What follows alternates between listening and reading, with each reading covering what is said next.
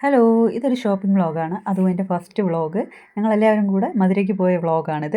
ഇതെല്ലാം എൻ്റെ നാത്തൂന്മാരാണ്. എനിക്ക് 3 നാത്തൂന്മാരാണുള്ളത്. 3 നാത്തൂന്മാരിലെ മൂത്ത നാത്തൂൻ്റെ മോളുടെ വെഡ്ഡിങ്ങാണ്. അപ്പോൾ വെഡ്ഡിങ്ങിന് വേണ്ടിയുള്ള കുറച്ച് സാരീസൊക്കെ പർച്ചേസ് ചെയ്യാൻ വേണ്ടിയാണ് ഞങ്ങൾ പോയിട്ടുണ്ടായിരുന്നത്. ട്രിവാൻഡ്രത്ത് നിന്ന് ട്രെയിനിലായിരുന്നു യാത്ര. ഏകദേശം ഒരു 6-7 മണിക്കൂറോളം എടുത്തിട്ടുണ്ടായിരുന്നു ഞങ്ങൾക്ക് മധുര എത്താൻ. ഞങ്ങളൊരു 11 മണിക്ക് ഇവിടെ നിന്ന് തിരിച്ച് ഏകദേശം 6 മണിയോളം ആയി അവിടെ എത്തിയപ്പോൾ. ഇതാണ് എൻ്റെ മൂത്ത നാത്തൂൻ്റെ മോളും. ഇവളാണ് ഞങ്ങളുടെ ബ്രൈഡ്. അപ്പോൾ ഇവൾക്ക് വേണ്ടിയുള്ള സാരി, ഞങ്ങൾക്ക് എല്ലാവർക്കും വേണ്ടിയുള്ള സാരി എടുക്കുന്നതിന് വേണ്ടിയാണ് ഞങ്ങൾ മധുരയ്ക്ക് പോയിട്ടുണ്ടായിരുന്നത്.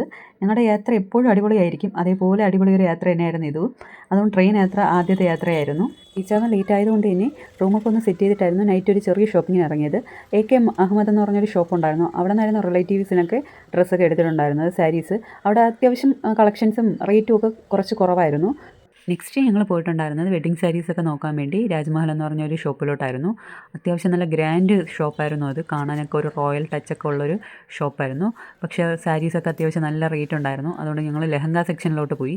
ലെഹങ്ക സെക്ഷനിൽ ഇതായിരുന്നു അത്യാവശ്യം റേറ്റ് കുറഞ്ഞത്. ഒരു 5000 രൂപ എന്തോ ആണ് വിത്തിന് പറഞ്ഞിട്ടുണ്ടായിരുന്നത്. പക്ഷേ ഡിസൈൻസ് ഒന്നും ഞങ്ങൾക്ക് അത്ര ഇഷ്ടപ്പെട്ടില്ല. അതേപോലെ തന്നെ നിങ്ങൾ വെഡ്ഡിങ് ഷോപ്പിംഗ് തമിഴ്നാട്ടിലോട്ടാണ് പ്ലാൻ ചെയ്യുന്നതെങ്കിൽ ഒരിക്കലും മധുര ചൂസ് ചെയ്യരുത്. മധുരയെക്കാളും ബെറ്ററായിട്ട് സേലം, കോയമ്പത്തൂരൊക്കെ ഉണ്ടെന്ന് ഞങ്ങൾ പിന്നെയാണ് അറിഞ്ഞത്. എന്തായാലും മധുര പോയ എക്സ്പീരിയൻസിൽ മധുര ഞങ്ങൾക്ക് അത്ര ഇഷ്ടപ്പെട്ടിട്ടില്ലായിരുന്നു.